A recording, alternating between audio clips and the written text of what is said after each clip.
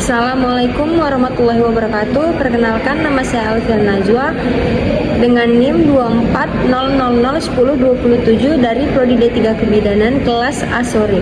Di sini saya akan menjelaskan 58 langkah HPN. Yang pertama itu mengenali gejala dan tanda kala 2, yaitu mendengar dan melihat adanya tanda persalinan kala 2. Yang pertama itu ada ibu merasa ada dorongan kuat dan meneran. Yang kedua, ibu merasakan tekanan yang semakin meningkat pada rektum dan vagina. Yang ketiga itu perineum tanpa menonjol. Yang keempat, vulva dan sphincter ani membuka.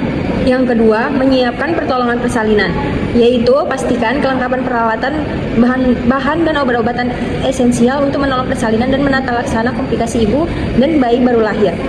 Tempat datar dan keras, 2 kain dan 1 handuk untuk asfiksia, bersih dan kering. Lampu sorot 60 watt dengan jarak 60 cm dari tubuh bayi. Yang pertama itu menggelar kain di atas perut ibu dan tempat resusitasi serta ganjal bahu bayi. Yang kedua, menyiapkan oksitosin 10 unit dan alat suntik steril sekali pakai di dalam kartu set. Yang ketiga itu pakai celemek plastik. Yang keempat, melepaskan dan menyimpan semua perhiasan yang dipakai, cuci tangan dengan sabun yang bersih dan mengalir, kemudian keringkan tangan dengan tisu atau handuk pribadi yang bersih dan kering. 5. Pakai sarung tangan DTT pada tangan yang akan digunakan untuk periksa dalam. Yang keenam, masukkan oksitosin ke dalam tabung suntik atau gunakan tangan yang memakai sarung tangan DTT dan steril, atau pastikan tidak terjadi kontaminasi pada alat suntik. Selanjutnya, memastikan pembukaan lengkap dan keadaan janin baik. Yang ketujuh, membersihkan vulva dan perineum, menyekanya dengan hati-hati dari depan ke belakang dengan menggunakan kapas atau kasa yang dibasahi air DTT. Yang pertama itu, jika introitus vagina, perineum atau anus terkontaminasi tinja, bersihkan dengan seksama dari arah depan ke belakang. Yang kedua, buang kapas atau kasa pembersih dalam wadah yang tersedia. Yang ketiga, ganti sarung tangan jika terkontaminasi, dekontaminasi, lepaskan dan rendam dalam larutan klorin 0,5%. Yang pertama itu, jika introitus vagina, perineum atau anus terkontaminasi tinja, bersihkan dengan seksama dari arah depan ke belakang. Yang kedua, buang kapas atau kasa pembersih dalam wadah yang tersedia. Yang ketiga, ganti sarung tangan jika terkontaminasi, dekontaminasi, lepaskan dan rendam dalam larutan klorin 0,5%. Langkah yang ke-8, lakukan periksa dalam untuk memastikan pembukaan lengkap. Yang pertama, bila selaput ketuban dalam pecah dan pembukaan sudah lengkap, maka lakukan amniotomi. Langkah yang ke-9, dekontaminasi sarung tangan dengan cara mencelup tangan yang masih memakai sarung tangan ke dalam larutan klorin 0,5%, kemudian lepaskan dan rendam dalam keadaan terbalik dalam larutan 0,5% selama 10 menit. Cuci kedua tangan setelah sarung tangan dilepaskan. Langkah yang ke-10, periksa denyut jantung janin atau DJJ setelah kontraksi saat relaksasi uterus untuk memastikan bahwa DJJ dalam batas normal, yaitu 120-160 kali per menit. Dan selanjutnya, menyiapkan ibu dan keluarga untuk membantu proses bimbingan meneran. Langkah yang ke-11, beritahukan bahwa pembukaan sudah lengkap dan keadaan janin baik, dan bantu ibu dalam menemukan posisi yang nyaman dan sesuai dengan keinginannya. Yang pertama, yaitu tunggu hingga timbul rasa ingin meneran, lanjutkan pemantauan kondisi dan kenyamanan ibu dan janin. Ikuti pedoman penata laksana fase aktif dan pendokumentasian semua temuan yang ada. Yang kedua, jelaskan pada anggota keluarga tentang bagaimana peran mereka untuk mendukung dan memberitahu semangat pada ibu untuk meneran secara benar. Langkah yang ke-12, minta keluarga membantu menyiapkan posisi meneran. Bila ada rasa ingin meneran dan terjadi kontraksi yang kuat, bantu ibu ke posisi setengah duduk atau posisi lain yang diinginkan dan pastikan ibu merasa nyaman. Langkah yang ke-13, laksana bimbingan meneran pada saat ibu merasa ada dorongan yang kuat untuk meneran. Seperti yang pertama itu, bimbing ibu agar dapat meneran secara benar dan efektif. Yang kedua, dukung dan beri semangat pada saat meneran dan perbaiki cara untuk meneran apabila caranya tidak sesuai. Yang ketiga, bantu ibu mengambil posisi yang nyaman kecuali pilihannya atau posisi berbaring terlentang dalam waktu yang lama. Yang keempat, anjurkan ibu untuk beristirahat di antara kontraksi. Yang kelima, anjurkan keluarga memberi dukungan yang semangat untuk ibu. Yang keenam, berikan cukup asupan cairan per oral atau minum. Yang ketujuh, menilai DJJ sesuai kontraksi uterus selesai. Yang kedelapan, segera rujuk jika bayi belum atau tidak akan segera lahir setelah 120 menit atau 2 jam. Meneran atau primigravida atau 60 menit 1 jam meneran multigravida. Langkah yang ke-14, anjurkan ibu untuk berjalan, berjongkok atau mengambil posisi yang nyaman jika ibu belum merasa ada dorongan untuk meneran dalam 60 menit. Selanjutnya, persiapan pertolongan kelahiran bayi. Langkah yang ke-15, letakkan handuk bersih atau untuk mengeringkan bayi di perut ibu jika kepala bayi telah membuka vulva dengan diameter 5-6 cm. Langkah yang ke-16, letakkan kain bersih yang dilipat 1/3 bagian di bawah bokong ibu. Yang ke-17, buka tutup partus set dan perhatikan kembali kelengkapan alat dan bahan.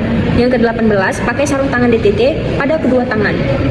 Selanjutnya, persiapan pertolongan kelahiran bayi.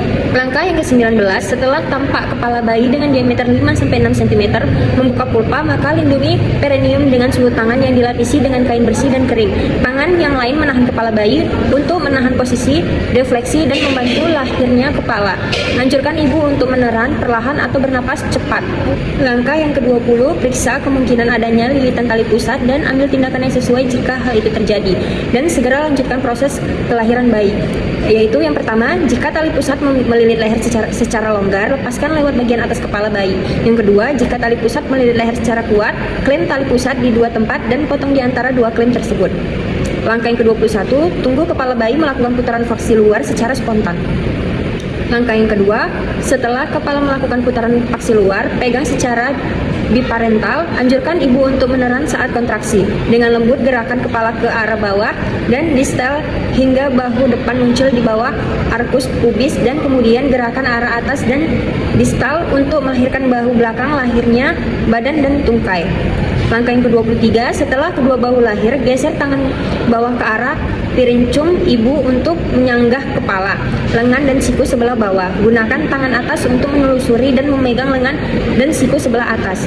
Langkah yang ke-24, setelah tubuh dan lengan lahir, penelusuran tangan atas berlanjut ke punggung, bokong, tungkai dan kaki. Pegang kedua mata kaki atau masukkan telunjuk di antara kaki dan pegang masing-masing mata kaki dengan ibu jari dan jari-jari lainnya. Selanjutnya, penanganan bayi baru lahir. Langkah yang ke-25, lakukan penilaian atau selintas. Itu ada 2. Yang pertama, apakah bayi menangis kuat dan atau bernafas tanpa kesulitan. Yang kedua, apakah bayi bergerak dengan aktif. Jika bayi tidak menangis, tidak bernafas atau megap-megap, lakukan langkah resusitasi atau lanjut ke langkah resusitasi pada asfiksia bayi baru lahir. Langkah yang ke-26, keringkan tubuh bayi, yaitu seperti keringkan bayi mulai dari muka, kepala, dan bagian tubuh lainnya kecuali bagian tangan tanpa membersihkan vernix. Ganti handuk basah dengan handuk atau kain yang kering. Biarkan bayi di atas perut ibu.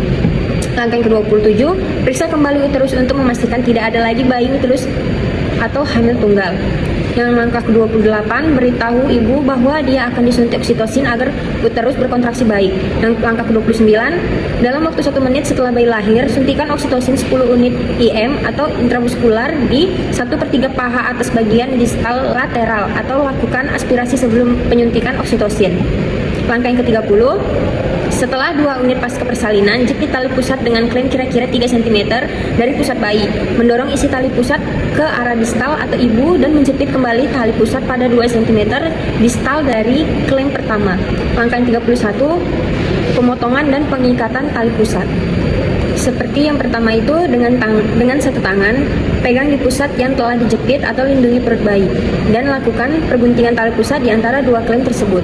Yang kedua, ikat tali pusat dengan benang DTT atau steril pada satu sisi, kemudian melingkarkan kembali benang tersebut dan mengikatnya dengan simpul kunci pada sisi lainnya. Yang ketiga, lepaskan klem dan masukkan dalam wadah yang telah disediakan. Langkah yang ke-32, letakkan bayi agar ada kontak kulit ibu ke kulit bayi. Seperti letakkan bayi tengkurap di dada ibu, luruskan bahu bayi sehingga bayi menempel di dada atau perut ibu. Usahakan kepala bayi berada di antara payudara ibu dengan posisi lebih rendah dan puting payudara ibu. Langkah yang 33, selimuti ibu dan bayi dengan kain hangat dan pasang topi di kepala bayi. Selanjutnya, penata laksanaan aktif persalinan kala 3. Langkah yang ke-33, pindahkan klem pada tali pusat hingga berjarak 5-10 cm dari vulva. Langkah 35, letakkan satu tangan di atas kain pada perut ibu di tepi atas simpisis untuk mendeteksi tangan lain menegakkan tali pusat. Langkah 36, setelah uterus berkontraksi, tegakkan tali pusat ke arah bawah sambil tangan yang lain mendorong uterus ke arah belakang atas atau dorsokranial secara hati-hati untuk mencegah inversio uteri. Jika plasenta tidak lahir secara 30-40 detik, hentikan penegangan tali pusat dan tunggu hingga timbul kontraksi berikutnya dan ulangi prosedur di atas.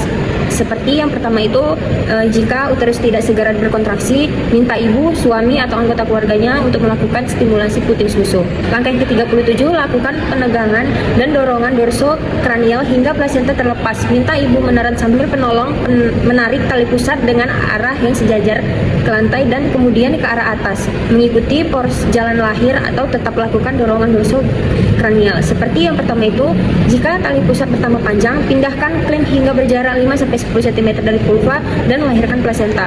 Yang kedua, jika plasenta tidak terlepas setelah 15 menit, menegakkan tali pusat. Yang pertama, beri dosis ulangan oksitosin 10 unit IM. Yang kedua, lakukan kateterisasi atau aseptik jika kandung kemih penuh. Yang ketiga, minta keluarga untuk menyiapkan rujukan. Yang keempat, ulangi penegangan tali pusat 15 menit berikutnya. Yang kelima, jika plasenta tidak lahir dalam 30 menit setelah bayi lahir atau bila terjadi pendarahan, segera lakukan plasenta manual. Langkah yang ke-38, saat plasenta muncul di introitus vagina, lahirkan plasenta dengan kedua tangan. Pegang dan putar plasenta hingga selaput ketuban terpilih, kemudian lahirkan dan tempatkan plasenta pada wadah yang telah disediakan. Seperti yang pertama, jika selaput ketuban robek, pakai sarung tangan DTT atau steril untuk melakukan eksplorasi sisa selaput, kemudian gunakan jari-jari tangan atau klem DTT atau steril untuk mengeluarkan bagian selaput yang tertinggal. Langkah yang ke-39, segera setelah plasenta dan selaput ketuban lahir, lakukan masase uterus, letakkan telapak tangan di fundus dan lakukan masase dengan gerakan melingkar dengan lembut hingga uterus berkontraksi.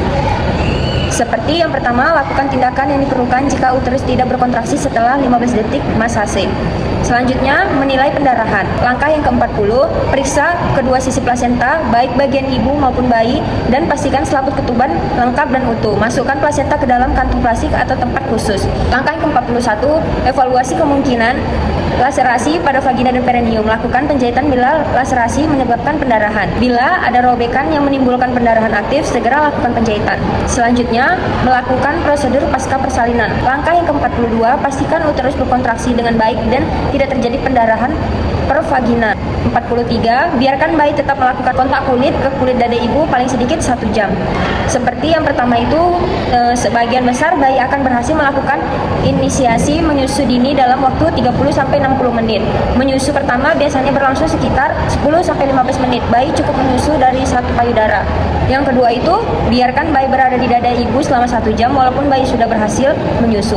Langkah yang ke-44, setelah 1 jam lakukan penimbangan atau pengukuran bayi, beri tetes mata antibiotik profilaksis dan berikan vitamin K1 1 mg intramuskular pada paha kiri anterolateral 45. Setelah 1 jam pemberian vitamin K, berikan suntikan imunisasi hepatitis B di paha kanan anterolateral. Seperti letakkan bayi di dalam jangkauan ibu agar sewaktu-waktu bisa disusukan.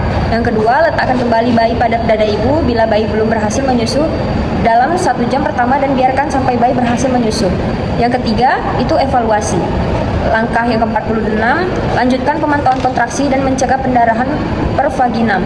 Seperti yang pertama, 2-3 kali dalam 15 menit pertama pasca persalinan. Yang kedua, setiap 15 menit pada 1 jam pertama persalinan. Yang ketiga, setiap 20-30 menit pada jam kedua pasca persalinan. Yang keempat, jika uterus tidak berkontraksi dengan baik, melakukan asuhan yang sesuai untuk menata laksana atau nia uteri. Langkah yang ke-47, ajarkan ibu atau keluarga cara melakukan masase uterus dan menilai kontraksi. Langkah yang ke-48, evaluasi dan estimasi jumlah kehilangan darah. Langkah yang ke-49, memeriksa nadi ibu dan keadaan kandung kemih setiap 15 menit selama 1 jam pertama pasca persalinan dan setiap 30 menit selama jam kedua persalinan. Seperti yang pertama itu, memeriksa temperatur tubuh ibu sekali setiap jam selama 2 jam pertama pasca persalinan. Yang kedua, melakukan tindakan yang sesuai untuk temuan yang tidak normal. Langkah yang ke-50, periksa kembali bayi untuk pastikan bahwa bayi bernafas dengan baik atau 40-60 kali per menit, serta suhu tubuh normal 36,5 sampai 37,5. Langkah yang ke-51, tempatkan semua peralatan bekas pakai dalam larutan klorin 0,5% untuk dekontaminasi sampai 10 menit. Cuci dan bilas peralatan setelah didekontaminasi. Langkah yang ke-52, buang bahan-bahan yang terkontaminasi ke tempat sampah yang sesuai. Langkah yang ke-53, bersihkan ibu dengan menggunakan air DTT, bersihkan sisa cairan ketuban, lendir, dan darah. Bantu ibu memakai pakaian yang bersih dan kering. Langkah yang ke-54, pastikan ibu merasa nyaman, bantu ibu memberikan ASI, anjurkan keluarga untuk memberi ibu minuman dan makanan yang diinginkan. Langkah yang ke-55, dekontaminasi tempat bersalin dengan larutan klorin 0,5%. Langkah yang ke-56, celupkan sarung tangan kotor ke dalam larutan klorin 0,5%, balikkan bagian dalam keluar dan rendam dalam larutan klorin 0,5% selama 10 menit. Langkah yang ke-57, cuci kedua tangan dengan sabun dan air mengalir. Yang terakhir selanjutnya dokumentasi. Langkah yang ke-58, lengkapi patograf atau halaman depan dengan belakang, periksa tanda vital dan asupan kala 4. Nah, cukup sekian penjelasan 58 langkah APN dari saya. Jika ada salah atau kurangnya, mohon dimaafkan. Wassalamualaikum warahmatullahi wabarakatuh.